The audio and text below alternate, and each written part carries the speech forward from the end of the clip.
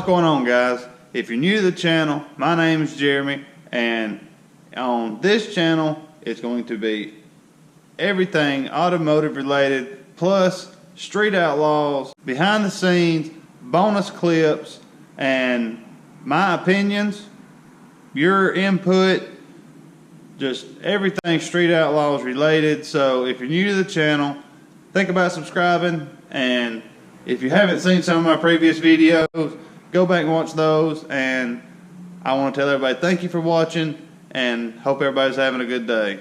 But with that being said, let's get started and talk about Monday night, the second episode in season 2, which would have been the very first list race. And let's start right there. Okay, Monday night was the first list race of season 10. First race I want to talk about is Monza versus Ryan and the Fireball. And a little deeper into that, when it first come on, it was talking about the Fireball Camaro. They had moved and redone.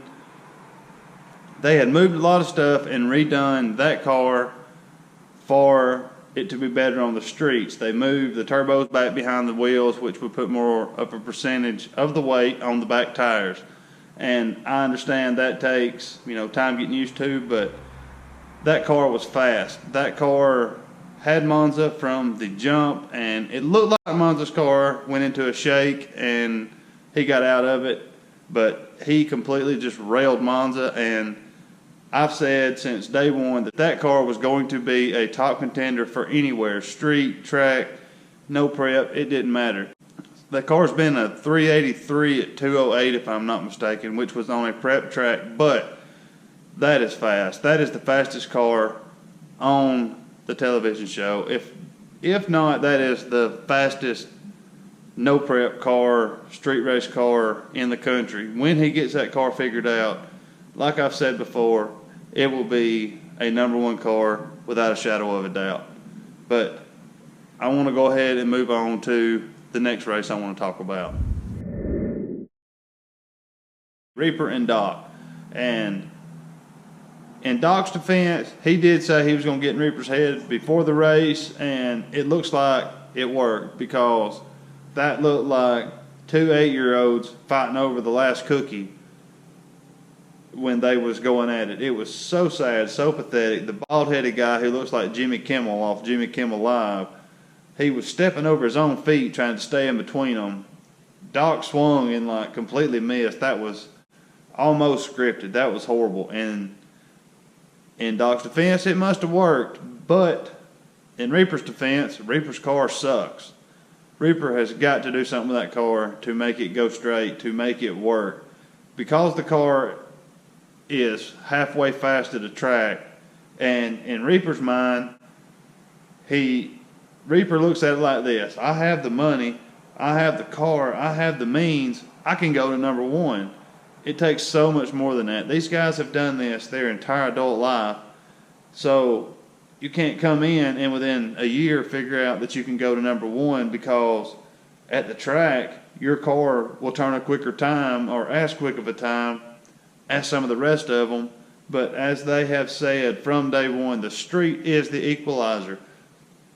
You can take a 4-second car and a 5-second car at the track and take them to the street, and that 5-second car will outrun the 4-second car half of the time. It doesn't matter what you turn at a track, or how much horsepower you have, or how good of parts you have. It's if you know how to use them, when to use them, and how to use them, it doesn't matter. You are not going to go anywhere than #8. I mean, there is a rock wall at #8, and even a bigger rock wall at #5. You cannot jump those hurdles unless you actually know what the hell you're doing. And I don't know if it's just Reaper himself, or his crew, or his car, or what it is, but one of the pieces of that puzzle is not working, and if he doesn't figure it out very quick, he is going to get left behind. If you think about it, there's about 12 or 13 cars that are all within a car length of each other on this show. You're going to fall behind very fast. whenever Dominator gets his stuff together, that is going to be one of the most competitive cars in the 405.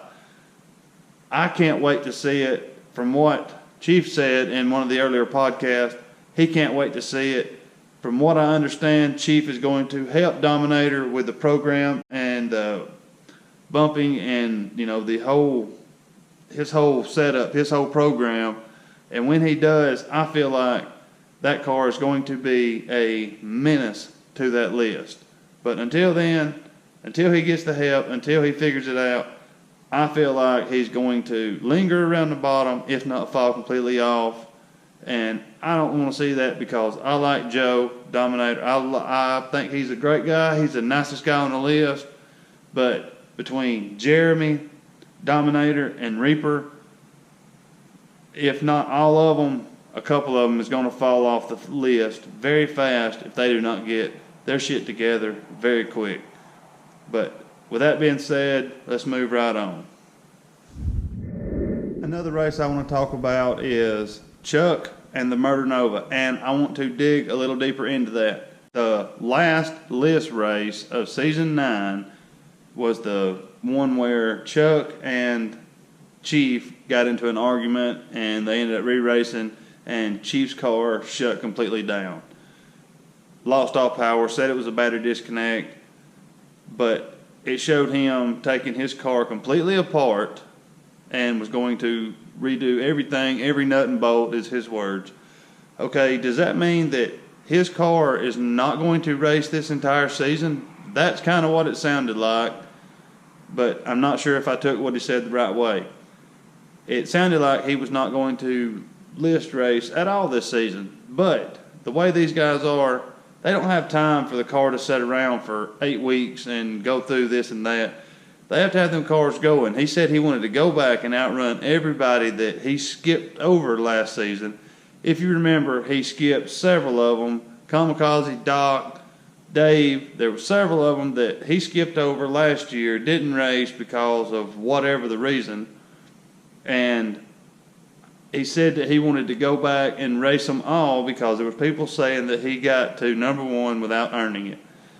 They knew what was going to happen if they lined up with that crow, so there was no reason to go back and do that because they knew what was going to happen if they lined up against him anyway, or they would not have gave away the spot. 2 or 3 of the cars was running. When they did, Kamikaze had enough nitrous in a bottle to make one pass. He let Chief slide on by. Doc let him slide on by. He made it to number 1 by earning it. In my book, I don't think he has to prove anything to anybody.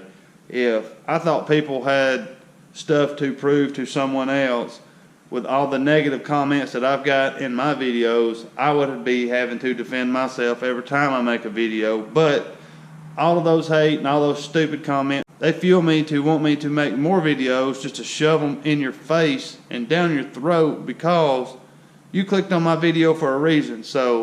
And you watched it. So quit bitching, quit whining. Watch the videos if you want to. Don't watch them if you don't want to. It's very simple. I've had a couple saying that I couldn't have made it past the 3rd grade. I mean, really, people? You're making no sense. And you tell me somebody who has achieved what I have achieved, who has what I have, who didn't make it past the 3rd grade. I guarantee you, you're sitting in your mama's basement, firing up that keyboard and just posting negative comments because you're too scared to get out in your shop and turn a wrench or make a video and post to YouTube yourself. So keep messaging me. It don't matter. I'm not going to stop being me. I'm going to do what I do, and I don't care what anybody thinks. So sorry I kind of went off on a rant there, but that's how I feel, and it is what it is. But to get back to the race between Chuck and Murder Nova, Chuck, that car 60 foot's like you would not believe. That car 60 foot's so hard, and it does more 60 foot. I'll give him that. It does. That car is fast. That car is scary fast. The old Murder Nova, and if you watch the show, you also seen what he said about not going to have the new car ready. But in the previews, and we all know that the new Murder Nova was debuted at Outlaw Armageddon 3. And that Outlaw Armageddon 3 was filmed for the show. But if you remember a couple of years ago, they filmed Outlaw Armageddon. It might have been last year. They filmed Outlaw Armageddon on the show, and they just put it in as kind of like a bonus episode or something.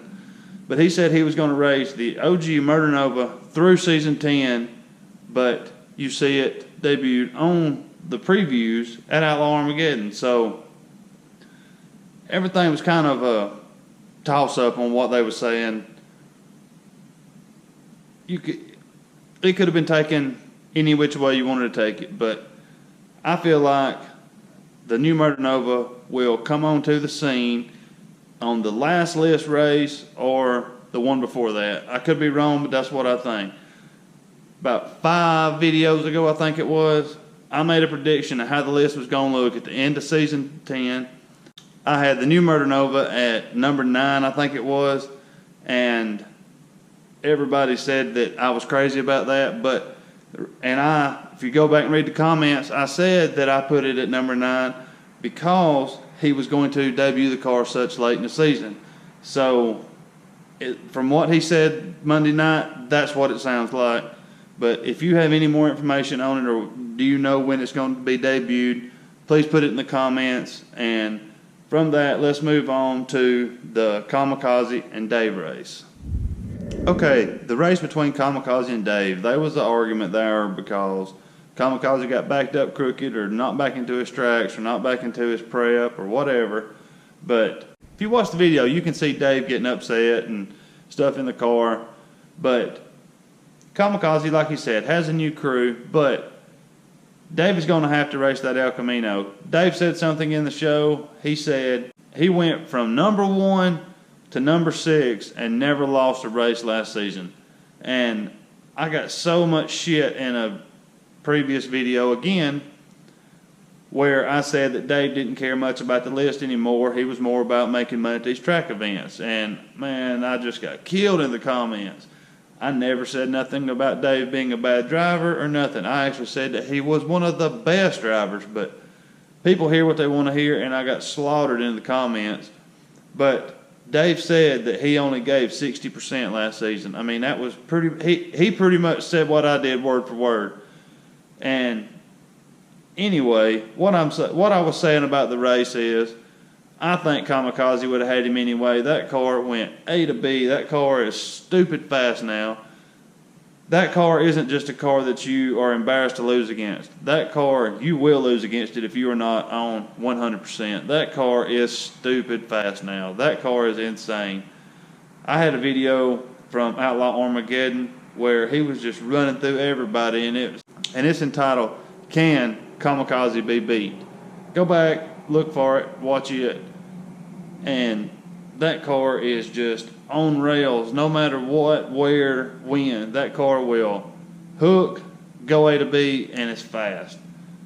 Always fast. I mean, even when it was the slut back in the day when Flip drove it, it was just a bunch of shit piled together, but it worked. I mean, he stayed number 5, 6 on the list until the car fell off and we got put in storage in the barn. That car was fast. That car isn't going to do anything but get faster. I really feel like the car will end up with a set of twins on it before long if he continues to climb up the ladder and the status of being on the show like he is right now. If you disagree or you think something else, put it in the comments below and let's talk it out. And I hope you enjoy. If you haven't already subscribed to this channel, I promise there's big things to come. There is going to be, it has nothing to do with the car sitting in the background. There's going to be some very awesome stuff that you do not want to miss coming to this channel very soon. First of the year, things are going to start happening. Things are going to start rolling. Stick with me. It will be worth it. And thanks for watching. If you like the video, give it a thumbs up. And I hope everybody enjoyed. Thanks. I'll see you next week.